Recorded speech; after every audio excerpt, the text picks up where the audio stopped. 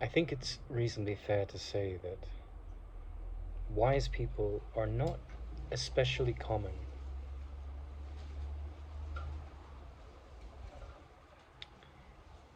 And when I was a child, it's dusk right now,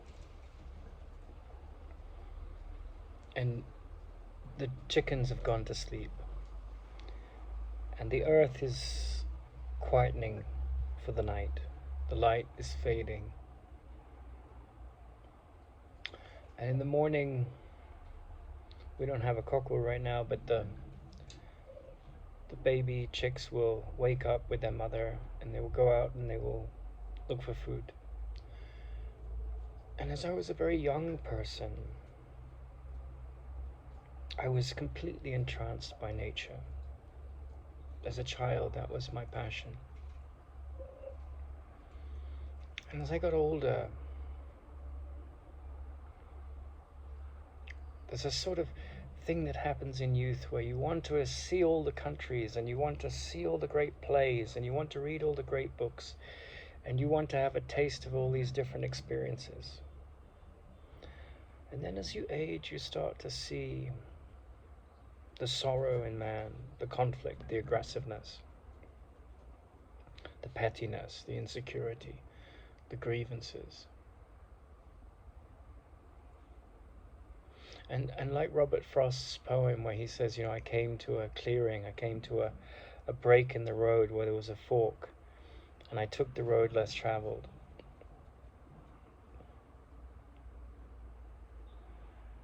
It's like what is happening in the human mind.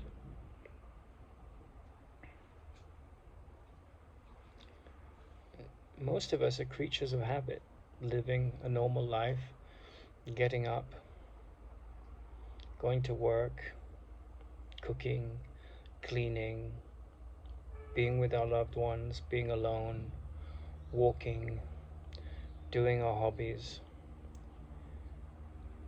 coming home from work, going to sleep, resting, relaxing, enjoying entertainment.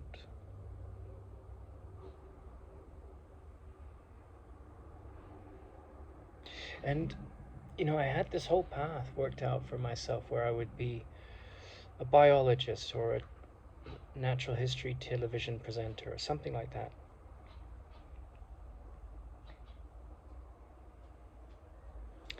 And then a different level of understanding started to kick in. I crossed paths with a man called Tara Singh, and he had a great deal of wisdom and love and beauty about him. And when I met him, he was in his late 70s. And I knew him for several years. And he was a student for 30 years at a distance, but there was a fond connection between the two men, of Jiddu Krishnamurti. And when I listen to Jiddu Krishnamurti today, there's nothing that he says that is confusing. It just makes total sense. But there was an allure to the way he spoke. I never met him. I was alive when he was alive, but I was not aware of him when I was around at the time he was alive.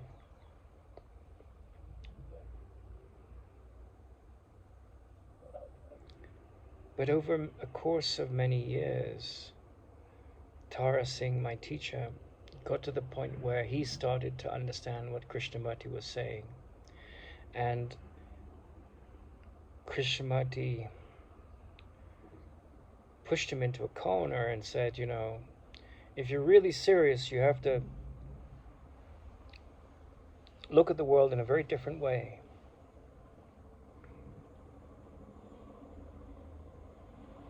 And I've had extraordinary teachers. I studied yoga in India with Krishnamurti and Desikaj's teacher, Tara Singh's teacher. His name was Desikaj for 10 years.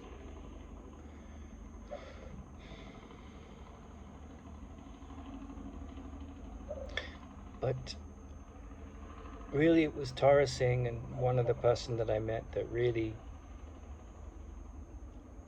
knocked me off the bicycle of what I thought I might, that kind of bicycle that says, I'm all right, Jack, I know what's going on, the world is a hopeless place, or the world is a place of hope. It knocked me off that balanced story. And there was a point in the relationship between Krishnamurti and Tara Singh where Krishnamurti said to him, you've got it. You've understood what I'm talking about.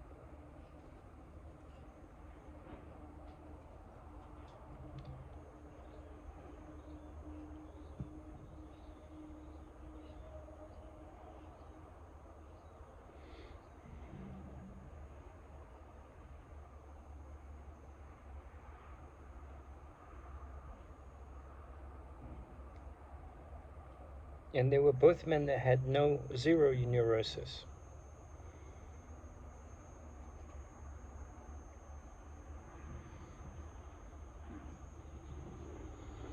And they didn't subscribe to any belief systems. They honored and admired science, and they understood how commerce worked.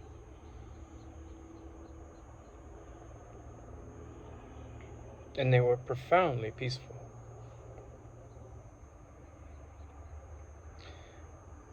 And last year I went to do a degree at the University of Edge Hill, and I'd spent a long time studying these men, studying what they were pointing at, studying Ramana Maharshi. And I went into a forum where there were these PhDs in psychotherapy, and they were utterly neurotic.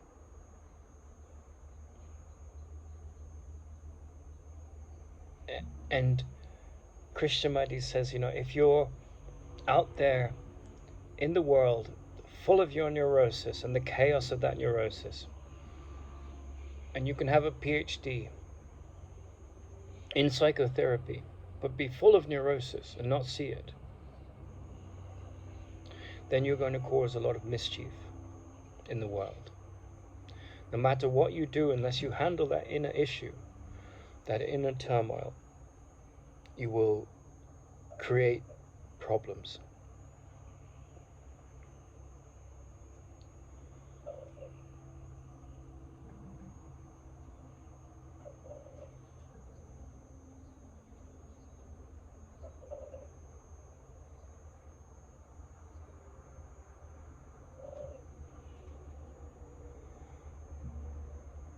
And the question comes, if you're interested in truth, not the truth in the Bible or the Bhagavad Gita or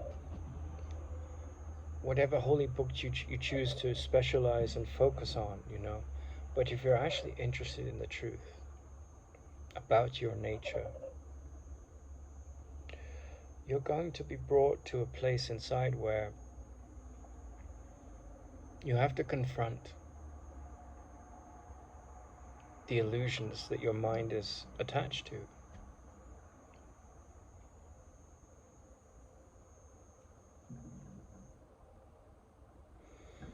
And I've studied a few principal things in my life: physics, biology, the Course in Miracles and the Yoga Sutras, and Krishnamurti and Ramana Maharshi. Those are the things which I've studied the most.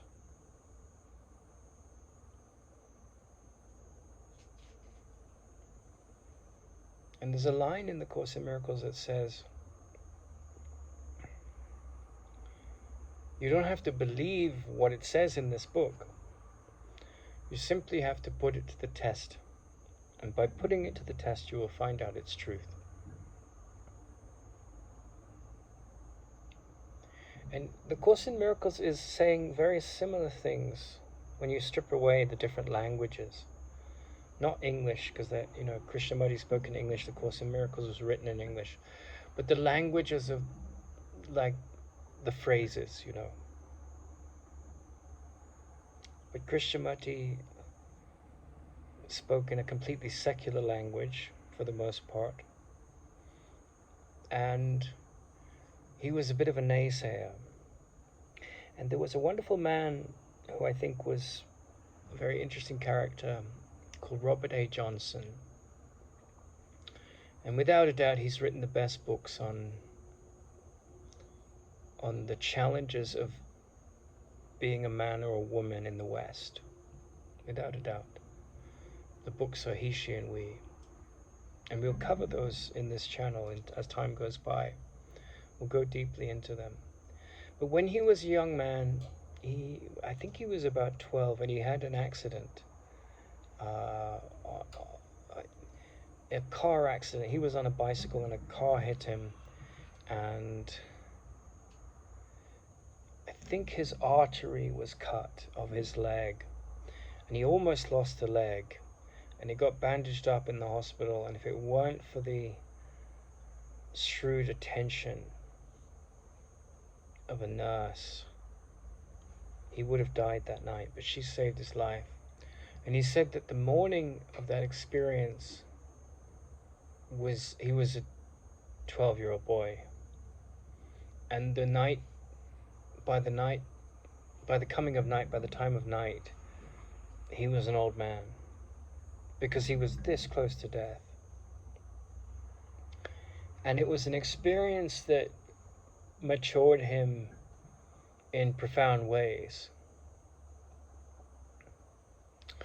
And as time went by, he got a job one night working in a factory, and he was really excited to go, and then the mundanity of it, the drudgery of it, the callousness of it, the machine-like nature of it, it just exhausted him. In one night, it was like he was sapped of all his energy. But the morning after his night shift finished, he drove up to a cliff. I think this was in Oregon somewhere on the coast. And it was like a dairy factory or a machine factory or something. And he drove up to this cliff, and as the sun was coming up, he had this experience of what he calls the Grail Castle, this sublime experience of beauty and the transcendent.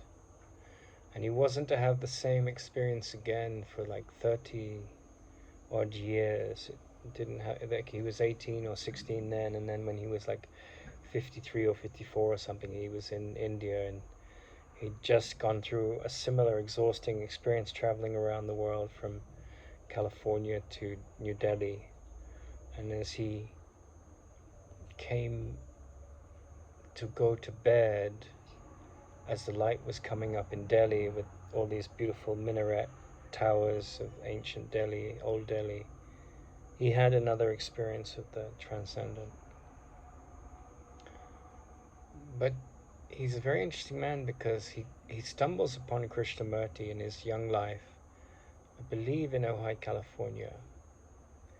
And Krishnamurti, like in India they say there's two kinds of teacher, spiritual teacher.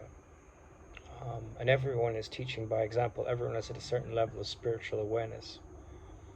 And the first kind of teacher is called a guru. And they are born in the state of enlightenment. And then there's the acharya. And that is someone that goes from like a normal level of consciousness through a lot of practice and self-awareness and devotion. In devotion, they come to adoration. They come to a sense of the divine nature of life behind the veneer of the story of the body and the physical world and nature. And it's said, generally speaking, that the person that's made that journey is a better teacher than the guru in this lifetime, because they can relate to where you're at. But then when Robert Johnson goes to see Krishnamurti, Krishnamurti, he poo-pooed, he sabotaged all these gurus, but he was born in an extremely evolved state. And so he was saying, it's choiceless awareness, it's choiceless awareness. This was kind of his catchphrase. And Robert A. Johnson was evolved enough to recognize that this man was very far along the way of being enlightened to his true nature. And he stuck around for a while, and he realized that, Robert A. Johnson was here and Krishnamurti was here, and there was no ladder to go between the two states. And he got what Krishnamurti was pointing at, but he couldn't process it. He understood it intellectually. So then life goes, takes him on a journey to cross that bridge, to climb that ladder, so to speak, and he goes to Switzerland, where Jung is teaching. And Carl Jung gives him and it was interesting because he goes into this milieu just like I did at the University of Edge Hill. And I went to get the qualification. And I was supposed, in some ways, I was kind of naive because I'd spent my whole life studying the mind. But I go into this fairly mediocre university. It was voted the top modern university in Britain recently. But I wasn't very impressed by it. There wasn't a lot of, it was well run in terms of IT and scheduling and finances and stuff, and it'd been well built up. But in terms of world-class minds, that was not a place I sense you would find them. And that's not said with any kind of sense of intellectual snobbery. It's just coming from a life where I've been around people who are very evolved, and you can see when they are, and you learn from that. And you have a certain degree of discrimination that comes through the experience of very evolved people in your life, and they touch you and lift you. But I go on this university degree, much like Robert A. Johnson goes on a degree, at the Jungian Institute. And he has a dream which Jung's wife gets to hear. First of all, he has an analyst, a woman who's very insecure and not very evolved, and she can't handle the dream. And the dream relates to a sort of mystical interpretation of the ages of Buddha. And he's in a very evolved state, Robert A. Johnson. He's like ready to open up to his deepest awareness. And in the dream, there's a naga. Now, a naga is a mystical snake, giant snake, of huge proportions, like dinosaur size or bigger, that lives in the spirit realm. And that when Buddha came to the Bodhi tree and became enlightened, the snake came and fanned open its hood and protected him from all kinds of energies, because the lighter and brighter you get, the more you attract both the light and the dark, because everything in the universe conspires toward the enlightened state, both the resistance of it and the attraction to it. And so he has a dream that is profound, and Jung's wife, like, he manages to transfer analyst because the analyst that he's with can't handle it. Like, if you understand the metaphysics and the beauty of what Jung touched upon, Jung was a very evolved man. He wasn't enlightened, but he was getting close. And he was a brilliant intellect. But he got lost in his guru status, which is a common problem. But he was very good at guiding people, and he was very good for Johnson. So Johnson had this dream. The woman that he was training with was not at the same level, and so she couldn't handle it. And she said, that's not an important dream. And it was a very, very important dream. There was a lot of wisdom and meaning to impart in the correct reading of the dream, but she couldn't handle it, this analyst. So somehow he tells it to Jung's wife, and Jung's wife tells it to Jung, and Jung wants to see him because he knows it's a really important dream. And Jung tells him, look, this university that I allowed to happen around me, this Jungian Institute, it's full of pettiness. It's full of like what they call in Jungian psychotherapy, like people lost in these different complexes, whether it's the mother complex or the father complex or the savior complex. There's all kinds of complexes that people get trapped in, and you can't get out of them until the maturity to end the projection in the mind dawns. And through the course of a life, many people get stuck for long periods or never leave a certain complex. Some grow out of it. But I went into this university degree and I didn't have a Jung. I didn't have someone that was at that level of awareness. And so what Jung said to Johnson was, you have to get out. This place is um, like a hornet's nest. You won't last here and you'll be taken out because there's all these big psychotherapy egos or spiritual egos, and they're hungry for blood and they're very insecure. And I went on that degree and it was full of like PhDs and people who's like this British comedy years ago that had this kind of line like this character in it said, I didn't get where I am today without, and it was all about insecurity masked as superficial importance. And you find that in the academic world, you find that in the church, you find that in the commercial world. Like, look at me, I'm so important because I've been in this job for 35 years. And while there is a quality of respect that's deserved for people that reach certain pinnacles in their capacities, what I was handling at that university degree was just, Joseph Campbell said, if you're getting the PhD to fill an insecurity complex, to fill one in, don't do it. And there was definitely PhDs that were teaching that had done that, and so they weren't in love with truth. They were in love with their idea of station in life, and they were in love with their own self-importance and their own theories. And truth has nothing to do with theories, and it's all very immature, which is what Krishnamurti said. Somehow, I have been lucky and unlucky, just as Johnson has been lucky and unlucky. Like, he was unlucky to have that experience of, almost being killed, but then it took him to a depth that he was inwardly ready for. And I've been lucky to go to India, and one might say that I was unlucky to have those experiences at the university degree. But my God, it showed me just how petty, insecure, and mindless a lot of psychotherapy is. It's like a bunch of people sitting around competing with their spiritual egos for how compassionate they are, and it's all lost in images.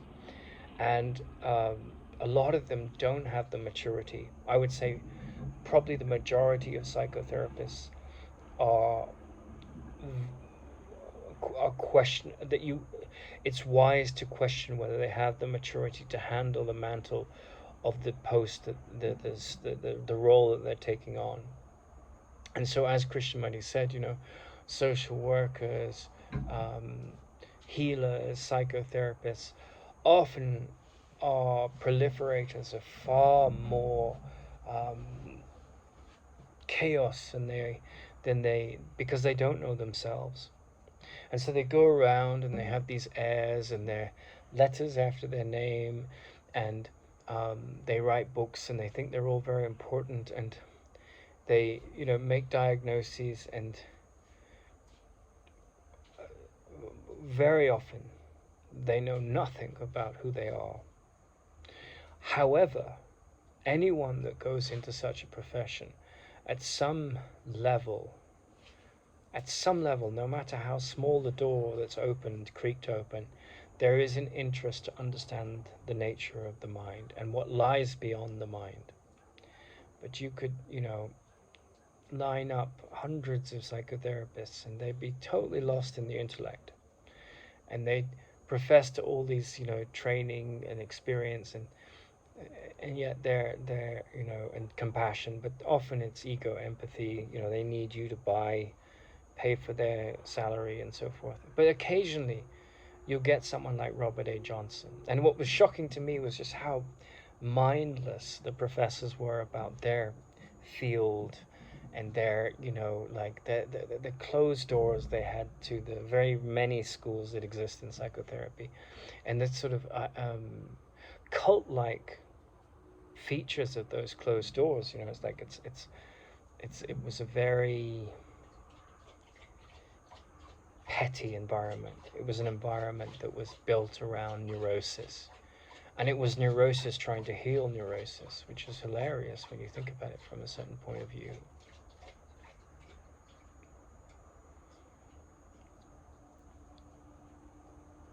I would say that the path to wisdom has a series of doors like that. And there's this wonderful phrase in Indian, the language of Sanskrit, which is neti neti. And it means not this, not that. And so what you encounter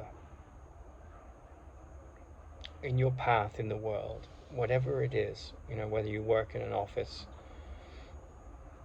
or you are a stay-at-home mother, or you're a single mother working 2 jobs, or you're homeless and trying to find a way up the ladder to just survive, or you're a billionaire, is that whatever your outer story, there's a certain intelligence that's needed to handle survival and thriving in the body.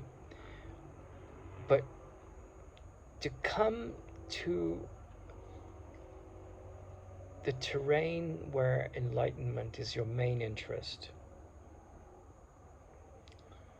something has to shift inside,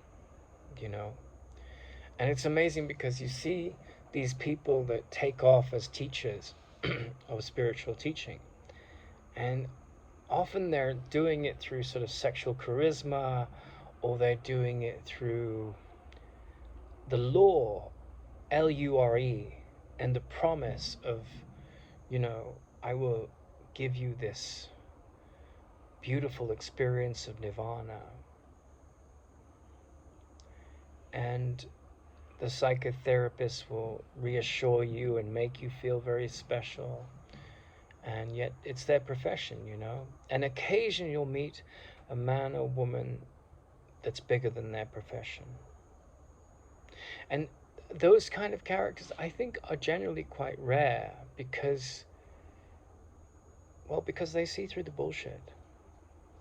And people that see through the bullshit are very threatening. Socrates was of that ilk, and they killed him. Jesus was of that ilk, and they killed him. It's a very, as a friend said when I told her what happened, she said, well, keep away from, large angry crowds. There's something about humans where they, when it becomes like this wall of aggressive this wall of aggressive thinking, and it has nothing to do with love. Like I was on that degree course, and it was everyone's opinion being marshaled by a couple of people to lead a war against someone that was pointing out, myself, the superficiality of opinions. And I've said in previous videos, the dirtiest word on that course was to talk about truth, right? I mean, you go to any university in the West, and a lot of them will have truth in Latin in the motto, the defense of truth, the search for truth, or whatever, all these different phrases. But when you talk about truth, usually it's the Christian truth, or the Jewish truth, or the Buddhist truth, or the atheist truth. And the funny thing about the nature of truth is, it's like being naked. You can't be naked with clothes on. And truth can't have this add-on quality of, like Christian truth or Buddhist truth. It's just the truth. You can't be naked and wear clothes at the same time. You can't stumble across the truth and then dress it up in a belief system. I mean, people do, it's called organized religion, right?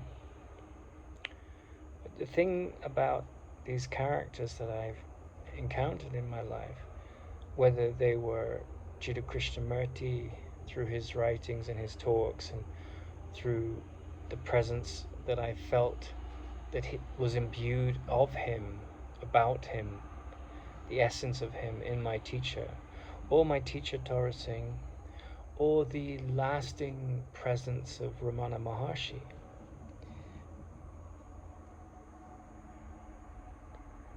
What you get from these characters is that the truth doesn't need an emissary. It doesn't need someone to support it. It doesn't need someone to protect it. The contrary is the case. It protects you. But you do have to discover it. And to discover it, the word apocalypse is quite relevant, because apocalypse means to uncover.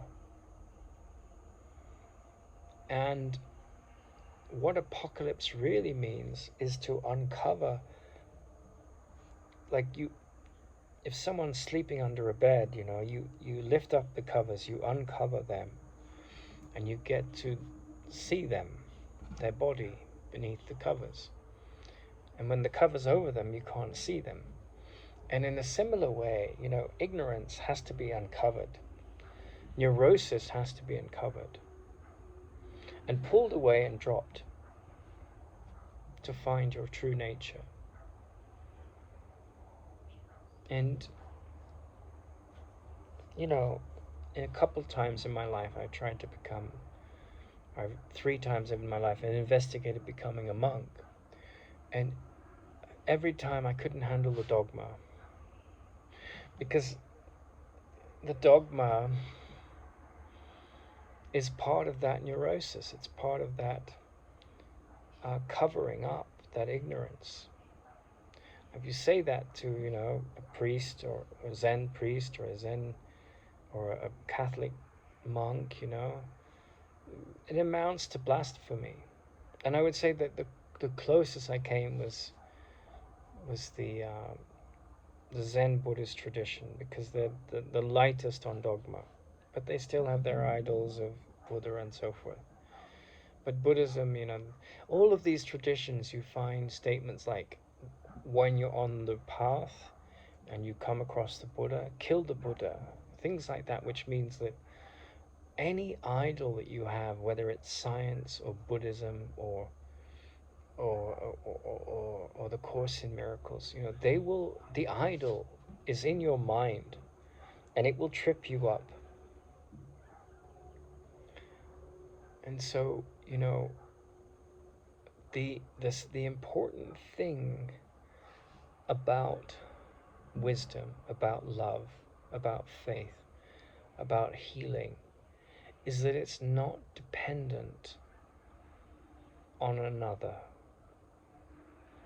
It's not something that fear can prevent. Fear can resist it. Fear can build all kinds of walls and barriers to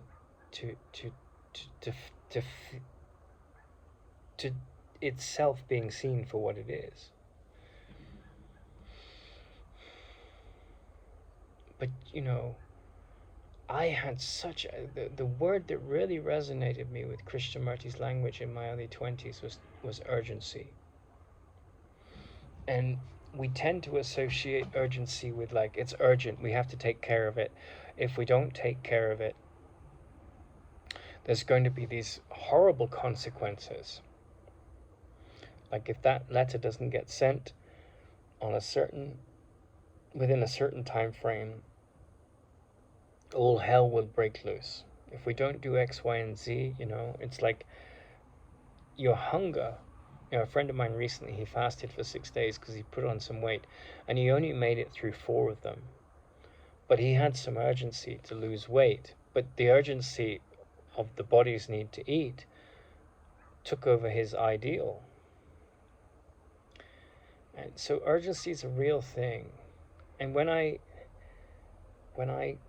heard Krishnamurti talking about the urgency of change, I sort of was very much drawn in and attracted to it, because he was saying, I'm not a guru, I'm talking to you in a way that we're examining together. So it wasn't like some priest in a church saying, this is what the Bible says, or you have to follow these edicts, or you have to do these things to be a good person.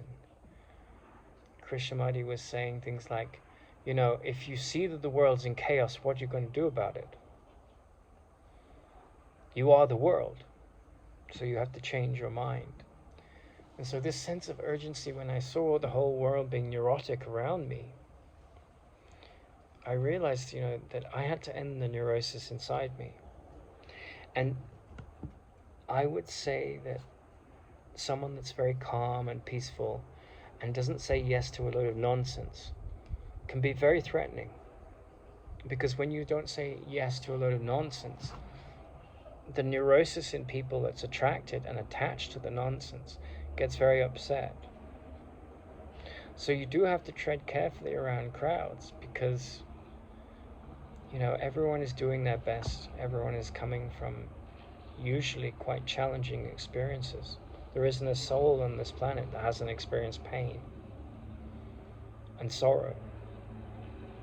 And that's the thing to be uncovered, that mechanism. That's what apocalypse means. It doesn't mean a fiery Armageddon. It means uncovering the illusions in your mind that keep you trapped in deception and pain. And that doesn't happen unless you have some life-changing break from what you consider to be reality. And that happened for Robert A. Johnson when he had this experience of going from being a 12-year-old boy to an old man in the course of a day, because death was brought to him right here and now. And so he had to look into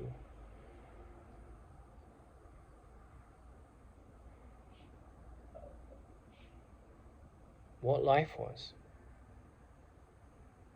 He had to come through a horrific set of changes. He was, that experience of confronting his death brought him to a place where, he goes to Krishnamurti and he's trying to figure out what the hell's going on. He goes to Krishnamurti, and like me, he understands that Krishnamurti is saying something that is really resonant, but I'm not quite there yet. And then he goes to Carl Jung. And this kind of thing has a way of working itself out, this urgency to know, to come to know what lies beyond fear inside of us. And in Robert A. Johnson's case, he told the dream to Jung, and Jung said, get out of this school, never marry, and never become part of a clique. And he tried his whole life to be part of a community. Like, he became a monk and couldn't fit in, because the advice was there. It was like, you are someone who won't settle for indoctrination on any level, neither of your own mind or of another. And if you're completely devoted to such a quest, every citadel in your mind and in the world's mind that would trap you in a belief system, it gets plundered and destroyed. You can't stand up in the light of a mind that doesn't settle for lies or gurus or preaching or the charisma of cleverness and insecurity. And I went into that degree course at the University of Edge Hill, and it was full of insecure people with,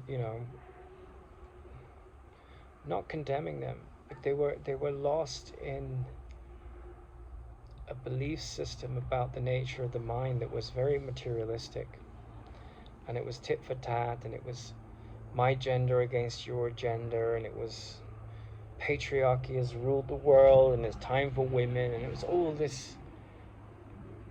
And I don't even think I'm a human being. I don't think anyone is. Now, of course, I recognize that I'm a human being and I have a humanistic quality to me. But like Robert A. Johnson, I had gone to the end of the path at the beginning. I'd gone to Krishnamurti, and then I'd been with his student for some years. And a really serious teacher, he will say, look, all I'm interested in, to be true to my nature, is the suffering in your mind coming to an end, to a grinding halt and never starting again. They may not say it in such precise, blunt words, but they would not be aligned with truth unless that was their primary focus. So I encountered that, and then I had a series of mystical visions that took me from Paris to Ireland to the Czech Republic to South Korea to India, to be with to Hampshire in England, to be with Krishnamurti and and Tara Singh's yoga teacher TKV Desikachar. And I think that people in this milieu, they have such powerful minds, such evolved psychic powers, that they can probably tell who the really serious people are.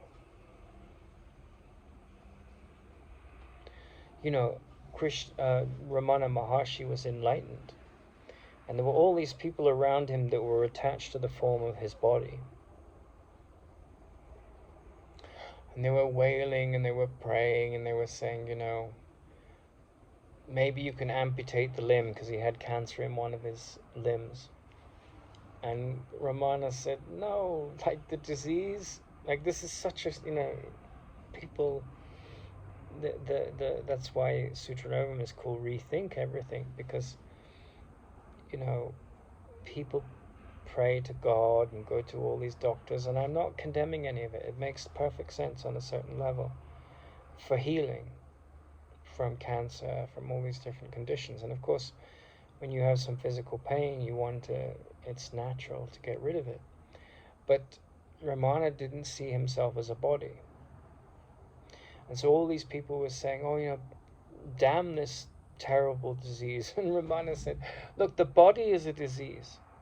So that a disease that comes to take it away. And there was no suicidal thought in this or dark thought in it. It was a sort of jovial self-awareness of his true nature. The apocalyptic process in his mind had ended.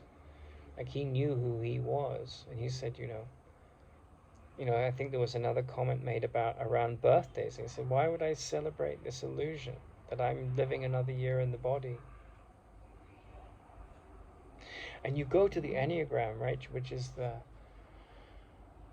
study of misperception, basically. It's an ancient teaching. And it's got these 9 sins, the 7 in the Bible: wrath, pride, vanity, envy, greed, fear, gluttony, lust, and laziness, right? They're the 9 sins. And you look at them all, and they're all masks to seeing the world and one's own nature with direct perception. And so people have these personalities, they form by the time you're 4. But very evolved people are less trapped in that story. Their minds have been liberated of the prism of their personality to a great extent.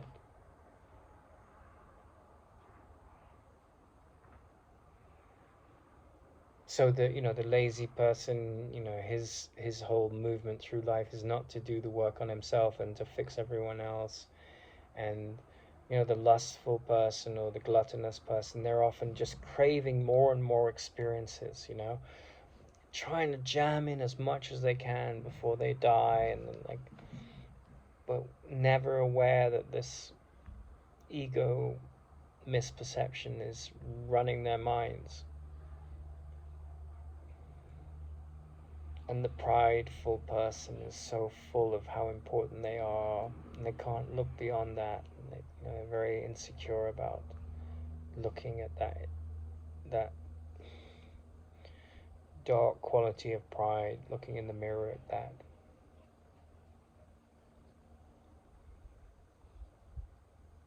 And so I was sort of brought to a place in my own life through, experience at this university where what they called psychotherapy had nothing to do with psychotherapy. It was all putting on airs, looking the part, thinking you knew a lot more than others. And my teacher had his version of that. He went to the Himalaya in his early 20s and became an ascetic. And, the people around him that were on that path, some of them would get up at 4 a.m.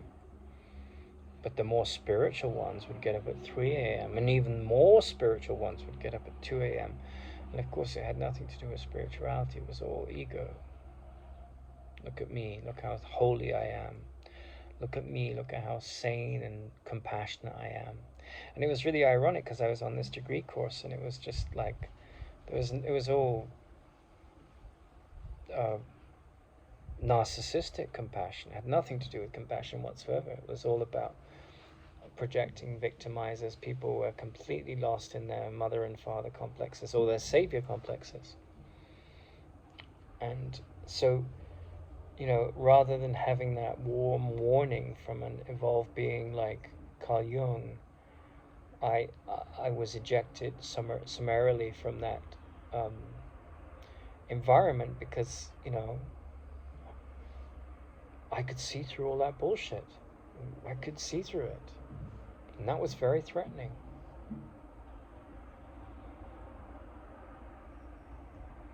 And that's one of the great dangers of spiritual advancement in terms of living in the world, because you can see what is a bunch of nonsense.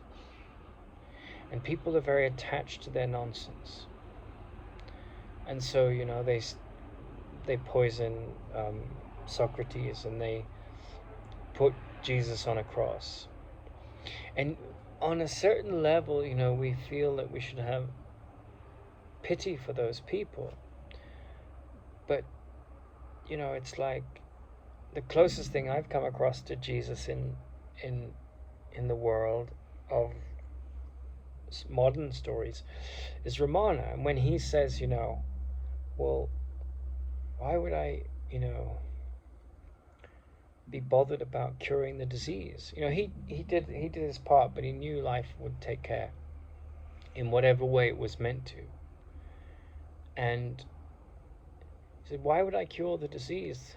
The body itself is a disease. The disease takes away the disease. There's nothing wrong with that. That's an enlightened perspective. That's why there's this rethink everything that's attached to looking at the world with fresh eyes.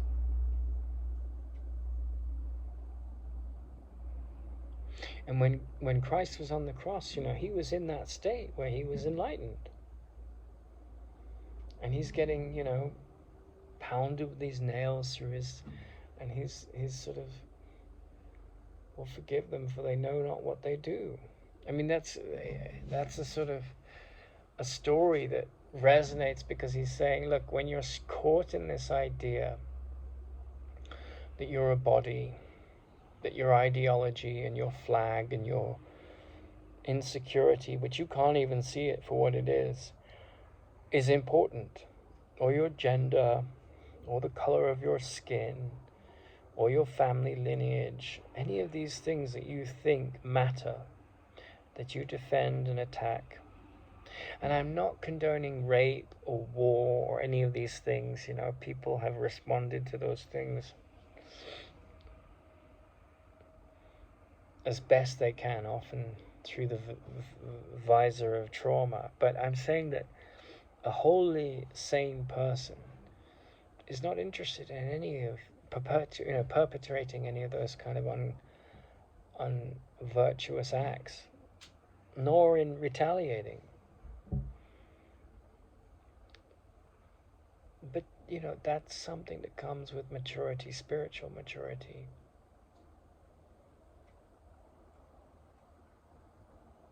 And so, the story of Robert A. Johnson going to see Krishnamurti, I remember reading that and having this great sense of kinship with the man, because I had Krishnamurti as my original teacher, and then his student, and his student was very much someone that was very far along in the path, but I could relate a bit more to him because he'd come from a sort of more human story than Krishnamurti. Krishnamurti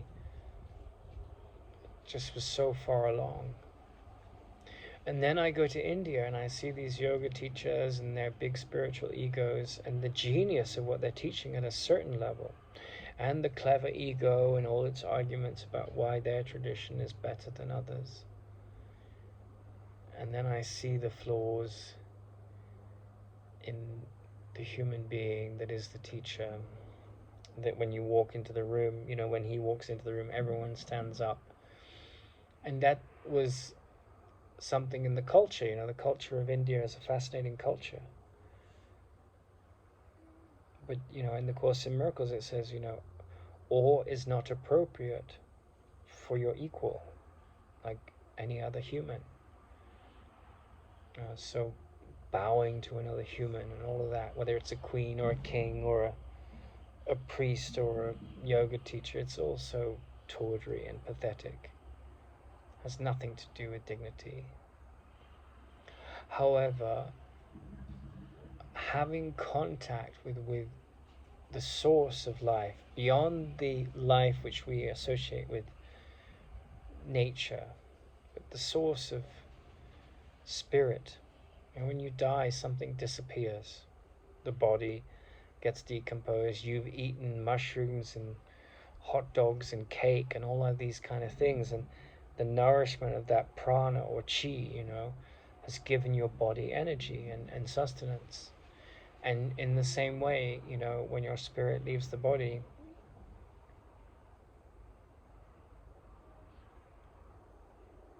your body gives sustenance to bacteria and flies and earthworms and enriches the soil, or you burn it. And that energy goes somewhere, but it's you're not this physical story. And so the identification with the physical story has a certain wisdom to it, but it also comes with a lot of fear, and it's the fear that needs to be dropped. And when you see these people that are sort of hateful of the Israelis, or hateful of the Palestinians, or hateful of the transgenders, or hateful of the anti-woke voices that condemn the transgenders, it's like watching children. And a certain aspect of all that, the intellectual debate and all of that, some of that debate has sanity. Now, that aspect that doesn't condemn, that supports the human being and their value, intrinsic value. And you go through enough experiences with the pettiness of humans and the tawdriness of your own smallness, and you outgrow it, because you just think, well, this is a dead end, this street, taking advantage of another, being taken advantage of. It goes on all the time, but I won't side with that kind of insanity, because I want to be free of it. And then your heart really opens, and you really care for others. There are no others, because they're just extensions of what you see in yourself. If you see something, there's plenty of evil in the world, but if you look beyond the evil to the healed heart, you're healing your own heart. And that's psychotherapy, that's wisdom. The moment you come in and say, I'm a homosexual and I don't like people that don't like homosexuals, or I'm a straight person and I don't like homosexuals, the human being dies. Like the beingness, this quality of love. And it's so simple to see it. And you see these professors, and they go on about with these highfalutin words, and they're like the emperor's new clothes, you know. They're I have a good enough mind that my vocabulary is pretty good. And I just went into this university, and this is the most pretentious thing. And my first question was, how do you handle the unhealed healer? Which is the best question you can possibly ask at the beginning of a psychotherapy degree. Because it's this netty process. It's like, if someone thinks they're really, the bee's knees, and they understand the mind, and they're a wonderful gift to humanity, you almost certainly you can bet that they, got this big spiritual psychotherapist ego. But you ask that question, you're like, well, that's a very good question. What dark areas remain in me that keep me judging others, keep me projecting malicious intent as unhealed in those full of malicious intent in my mind. So what I mean by that is, there's lots of people who are fast asleep wanting to attack and defend and justify their wrath and use their arguments for ideology, or this president versus that president, or this policy versus that policy. And there may be some wonderful common sense in the political policy, and I'm not talking about that so much, but I'm saying, this hatred for the Republicans, or this hatred for the Democrats, or this hatred for homosexuals, it's all a reflection of one's own self-image. When you hate anyone, you could have this most horrific pedophile, and you hate him and you condemn him in the strongest language. He's seriously sick and ill, right? And so this condemnation just keeps your wounded healer alive. I'm not saying that you should support pedophiles, no. But I'm saying that anyone that's a pedophile is seriously mentally ill. All decency and common morality is gone. That's a very sick individual. And how we handle the worst characters in our society is a reflection of us, of ourselves, So somehow you have to handle that. It's a very challenging situation. And one of the most difficult questions to bring up is like, how do you develop compassion for a pedophile, right? It's easy to say he's a horrific human being. But can you imagine that being your nature and you can't help it? Or being homosexual, you can't help it. So, you don't want to go and let the pedophile sleep with a bunch of children. Of course, you need to stop that. Society has to handle that. But can you imagine being in that state? What kind of nightmare it must be for that to be natural for you. That kind of monstrosity. But to raise such a question, it's like, if you're a parent, the thought of someone like sexually abusing your children, there's nothing more horrific in a way except them being murdered. And, you can't compare such horrific things.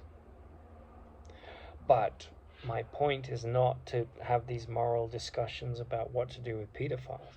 My point is that sanity is about liberation from fear and liberation from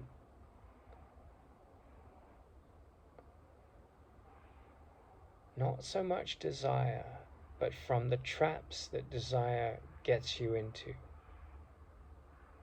And then desire becomes a different thing altogether, and your desire comes to see peace instead of your upset.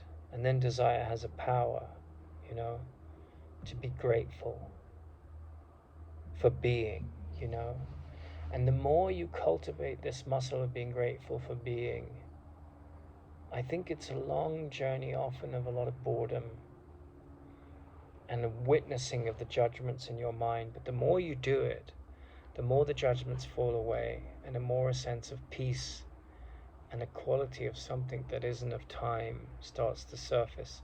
And it's not something that just happens because you do a ritual. It's something that surfaces when you prioritize peace and lack of judgment and correct discernment over all fear. Because lack of judgment, correct discernment, and peace end judgment.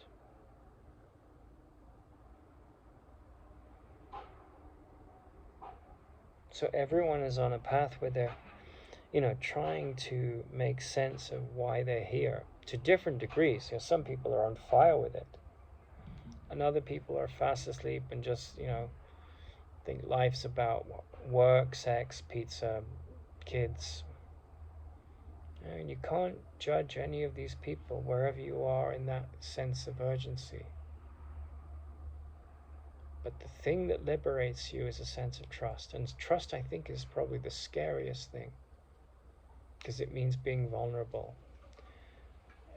Taking off the mantled hat of I know what's going on, to develop the capacity to listen to life, to be very small and humble, to trust,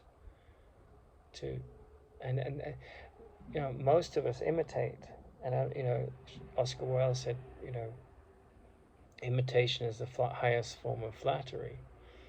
But there's a little bit of a cynical joke in that, to be your original, authentic nature, you have to get rid of all your conditioning. You have to have the courage to stand alone and be completely vulnerable. And that's why, my friend said, avoid large angry crowds stuck in their ideology. Because they have nothing to do with psychotherapy. They have everything to do with this mob mentality of where the ego is in its happiest place. There's a scapegoat. I'm right, you're wrong. My love for you goes out the door. My prejudice takes over. And I have no idea who I am. I haven't uncovered anything. I've just supported the insanity of the Armageddon of not uncovering my prejudice.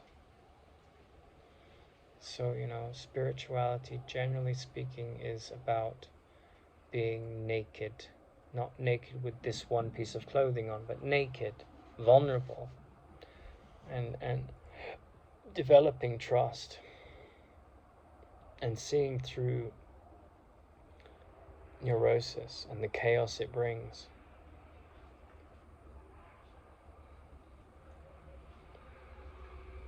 A mind that has ended neurosis is a mind that is a blessing to mankind.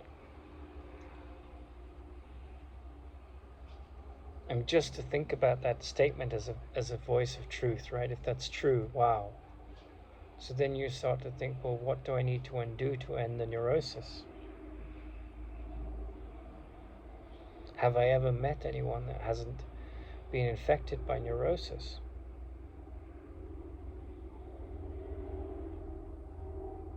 And what did they mirror back to me, and how do I bring that alive in myself? What will it take? It takes some determination.